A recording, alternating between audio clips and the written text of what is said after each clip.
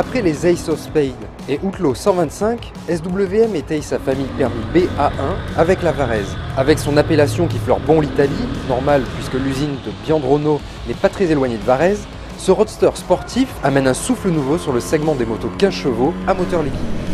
Oh, elle a le style, cette Varese 125, c'est indéniable. On voit bien la partie mécanique qui est mise dans ce joli cadre rouge sur la partie avant, joli treillis à l'arrière. On a un long bras oscillant en aluminium, il est magnifique là, gravé SWM. Non, c'est une belle petite meule. Et puis quand on est aussi installé là au guidon, bah, ce que je vois aussi me plaît beaucoup.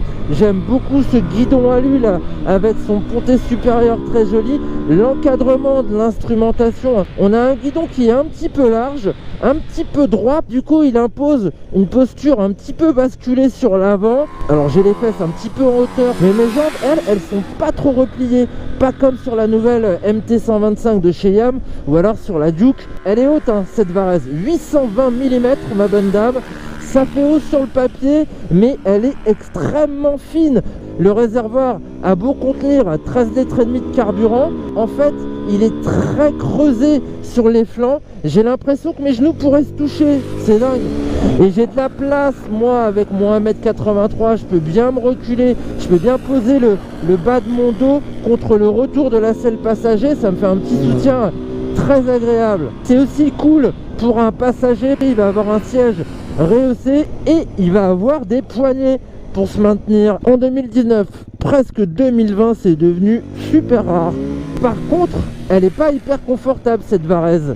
Elle a des suspensions de qualité, mais je trouve que ces suspensions sont sportives, à l'instar de son châssis, sur la base de ce cadre treillis à l'avant, avec ce long bras oscillant en aluminium fixé au plus près du moteur et qui est maintenu par un amortisseur unitrack hein, sur une grosse biellette. Donc on a beaucoup de déport, beaucoup de progressivité, ce qui fait qu'on a une moto qui a des réactions très saines à l'attaque notamment. C'est vraiment une bonne mémère, bien agile, bien vive de l'avant.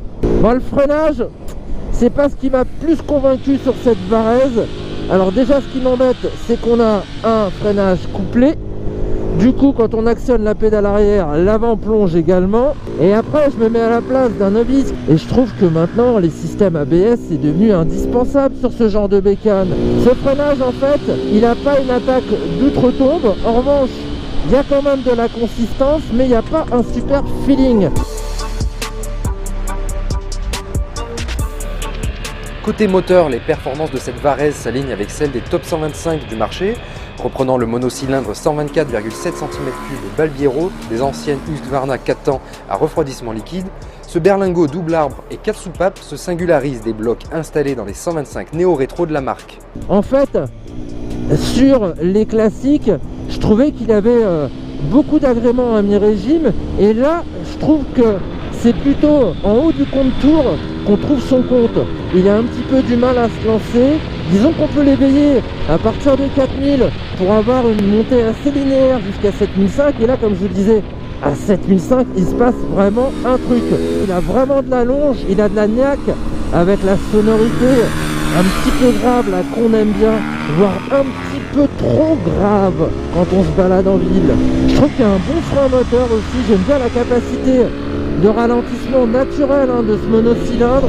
La boîte elle est cool, aucun faux poids mort à déplorer.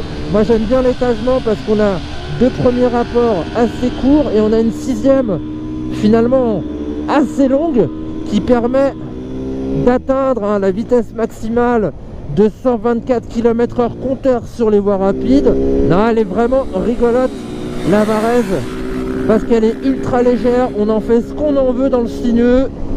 Elle est précise, elle est rigoureuse sur l'angle, il y a de la garde au sol, vous pouvez y aller, faites-vous plaisir quoi, les pneus tiennent très bien. C'est une petite 125 technique, très agréable, avec un fun factor indéniable parce qu'elle est ultra saine. Ce qui est dommage, c'est qu'il manque l'ABS par rapport aux concurrentes, mais en prix de lancement, cette SWM 125 Varese, en dessous des 4000 balles, est quand même assez intéressante.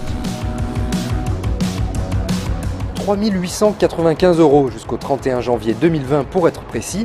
Après, il faudra tabler sur 4295 €, ce qui demeure encore avantageux face à la MT 125 ou la KTM Duke 125 vendue 4999 €.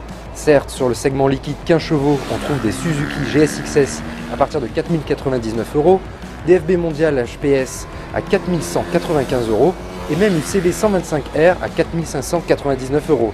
Néanmoins, ces machines ne disposent pas d'une partie cycle aussi affûtée que celle de la Varese.